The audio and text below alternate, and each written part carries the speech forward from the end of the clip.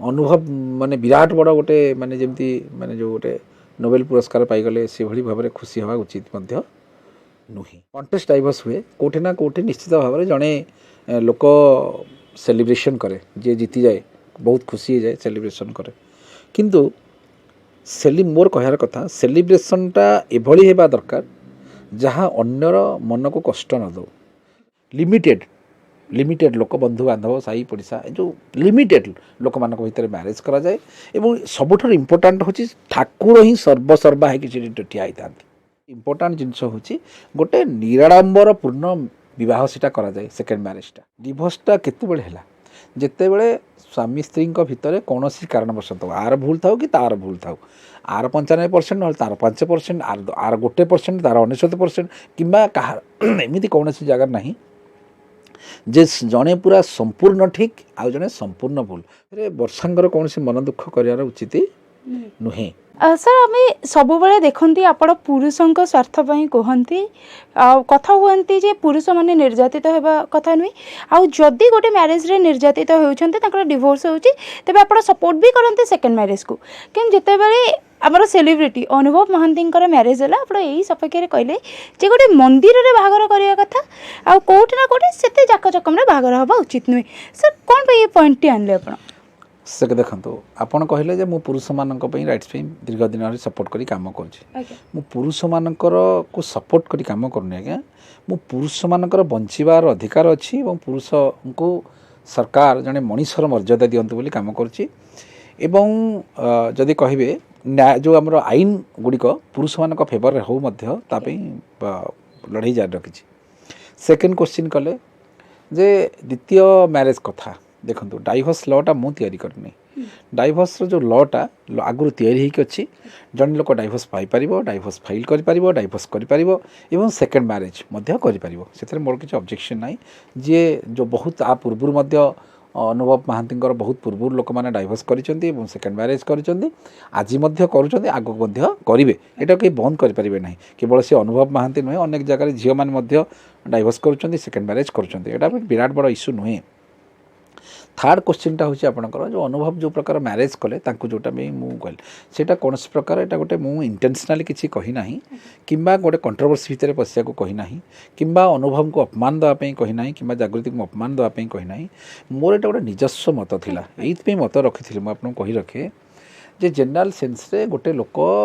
मैरेजटा को सब जीवन में गोटे थर बोली करा जाए मैरेजटा जेनराल सेन्स गोटे थर द्वितीय थर कौन लोक चिंता कर जो भाई भाव में जड़े लोक मैट्रिक पास करा जो मैट्रिक परीक्षा देवाक जाऊँगी से केबे हेले भाभी ना जे मु मैट्रिक फेल होइछि आउ थे मत परीक्षा देवाक पड़ो तेणु जीवन में जो मैंने मैरेज करती से जो कहते मैरेज तो गोटे थर हम बढ़िया कर बजा बाजा जो धार करज करी बाजा बाण से कौन कौन से जो फूल सजा माने जोटा लाटेस्ट हो पार अनेक समय जो आप देखिए बर्तमान देखिए स्टूडियो रे फोटो उठाउछंती तापे मध्य लोक मैंने 5 लाख 7 लाख टका पर्यंत खर्च करुँच गोटे मैरेज पार्टी कहे तेणु बर्तमान जदि देखिए कोटी कोटी टंकार जदि आप सेलिब्रिटी मानक मैरेज तो छाड़ी दिंतु जनरल पब्लिक रे जदि माने जनरल लोक मैंने जो मैरेज बर्तमान कर गोटे मैरेज पार्टी रे 40 लाख 50 लाख टका खर्च कर किंतु मोर कहबार कथा जे जेहेतु गोटे डिवोर्सटे है डिवोर्सटा केतेबेले है जितेबले स्वामी स्त्री भितर कौन कारणवश आर भूल था कि तार भूल था आर 95% ना तार 5% आर 1% तार 99% कि एमती कौन जगह ना जे जड़े पूरा संपूर्ण ठीक आउ जड़े संपूर्ण भूल कौटि ना कौटि टिके कहार टिके अधिका भूल कहार टिके कम भूल किंतु दिन जाक कंप्रोमाइज कर पार ना डाइवोर्स या तो कथा सेकेंड मैरेज जो हुए कौन हुए जेहेतु आम हिंदू आमर ईश्वर अगाध विश्वास रही ईश्वर तेणु से जगार जब कहे जो गोटे मैरेजटे हो डिस्टर्बान्स होटी ना कौटी आम निश्चित भाव में कोर्ट कचेरी भितर ठिया होचे आम निश्चित भाव में कहचे हे प्रभु मत कहीं केते कष्ट देल निश्चित भाव में आम कहचे एवं मत कहते आ पूर्व आगक कहे कहीं आम प्रथम हिंदू तो जेहेतु भगवान आमको एत बड़ कष्ट देले उद्धार कले डिवोर्सटा भारत में डाइवोर्सटे मिलवा एत सहज जिनस नुहे जदि कहे जदि डाइवोर्सटा हो गला ତେଣୁ ଆମେ ଯେତେବେଳେ ସେକେଣ୍ଡ ଇନିଂସ ଖେଳିବାକୁ ଯାଉଛେ ଅର୍ଥାତ୍ ଜୀବନର ସେକେଣ୍ଡ ଟାଇମ୍କୁ ଯାଉଛେ ସେତେବେଳେ ଯେଉଁ ଯୁବ ଉନ୍ମାଦନା ଯେଉଁଟା କୁହାଯିବ ଯୁବକତ୍ୱ ଯେଉଁଟାକୁ କୁହାଯାଏ ଯେଉଁ ପର୍ଟିକୁଲାର ଏଜ୍ଟା ଥାଏ ଯୁବକତ୍ୱ ବୋଲି ଆମେ କୁହନ୍ତି ଜେନେରାଲ୍ ସେନ୍ସରେ ଏ ଯେଉଁ ଡାଇଭର୍ସ ଯେଉଁ ମ୍ୟାରେଜ୍ ଏ ଯେଉଁ ଟାଇମିଂ ଭିତରେ ଏ ଯେଉଁ ଝଡ଼ଝଞ୍ଝା ଭିତରେ ସେଇଟା ପଳେଇ ଯାଇଥାଏ। ସେକେଣ୍ଡ ମ୍ୟାରେଜଟା କେବଳ ଆମେ ବଞ୍ଚିବା ପାଇଁ ଗୋଟେ ଆଶ୍ରା ନେଉ କେବଳ ବଞ୍ଚିବା ପାଇଁ ଗୋଟେ ଆଶ୍ରା ସେ ପୁଅ ହେଉ କିମ୍ବା ଝିଅ ହେଉ ସେ ଯିଏ ବି ହେଉ ତାକୁ। ତେଣୁ ସେ ଜାଗାରେ କ'ଣ କରାଯାଏ ଜେନେରାଲ୍ ସେନ୍ସରେ କ'ଣ କରାଯାଏ ଯେ ମନ୍ଦିରରେ ପ୍ରଭୁଙ୍କୁ ସାକ୍ଷୀ ରଖି ଠାକୁରଙ୍କୁ ସାକ୍ଷୀ ରଖି ଆମକୁ ସେକେଣ୍ଡ ମ୍ୟାରେଜ୍ କରିବାକୁ ପଡ଼େ। ଲିମିଟେଡ୍ ଲୋକ ବନ୍ଧୁବାନ୍ଧବ ସାହି ପଡ଼ିଶା ଏ ଯେଉଁ ଲିମିଟେଡ୍ ଲୋକମାନଙ୍କ ଭିତରେ ମ୍ୟାରେଜ୍ କରାଯାଏ ଏବଂ ସବୁଠାରୁ ଇମ୍ପୋର୍ଟାଣ୍ଟ ହେଉଛି ଠାକୁର ହିଁ ସର୍ବସର୍ବା ହେଇକି ସେଠି ଠିଆ ହେଇଥାନ୍ତି ତାଙ୍କରି ସାମ୍ନାରେ ମ୍ୟାରେଜ୍ କରାଯାଏ ଏବଂ ସବୁଠାରୁ ଇମ୍ପୋର୍ଟାଣ୍ଟ ଜିନିଷ ହେଉଛି ଗୋଟେ ନିରାଡ଼ମ୍ବରପୂର୍ଣ୍ଣ ବିବାହ ସେଇଟା କରାଯାଏ ସେକେଣ୍ଡ ମ୍ୟାରେଜଟା ଜେନେରାଲ୍ ସେନ୍ସରେ ବିକଜ୍ वी आर ହିନ୍ଦୁ ଆମେ ଗୋଟେ ଓଡ଼ିଶା ଗୋଟେ କଲଚରାଲ୍ ମାନେ ଯେଉଁ କଲଚରପୂର୍ଣ୍ଣ ରାଜ୍ୟରେ ରହୁଛେ ଏଇଟା ଜେନେରାଲ୍ ସେନ୍ସରେ କରାଯାଏ। ସେଇଟାକୁ ନେଇକି ମୋର ମାଇଁ ଯେହେତୁ ମୋତେ ଏଇଟା କଷ୍ଟ ଦେଇଥିଲା ସେ ଜିନିଷ କେଉଁଠି ନା କେଉଁଠି ଗୋଟେ ମୋତେ ଭଲ ଲାଗିନଥିଲା ମୁଁ ସେଇଟା ଗୋଟେ କହିଦେଲି। ସେଇଟା ଗୋଟେ ବିରାଟ ବଡ଼ ଇସ୍ୟୁ ନୁହେଁ ତାକୁ ବି ଏଟାକୁ ଗୋଟେ ଧରିବା କଥା ନୁହେଁ କି ଏକୁଟିଆ ଅନୁଭବ ବର୍ତ୍ତମାନ ବାହା ହେଇନାହାନ୍ତି ମାନେ ବହୁତ ଗୁଡ଼ିଏ ସେଲିବ୍ରିଟି ବାହା ହେଇଛନ୍ତି ବିରାଟ ବାଣ ଫୁଟେଇ ତେଣୁ ଏଇଟା ଗୋଟେ ମୁଁ କହିଥିଲି ଏଇଟା ଗୋଟେ ବିରାଟ କଥା ନୁହେଁ କିନ୍ତୁ ଏଇଟା ଜେନେରାଲ୍ ସେନ୍ସରେ କରିବା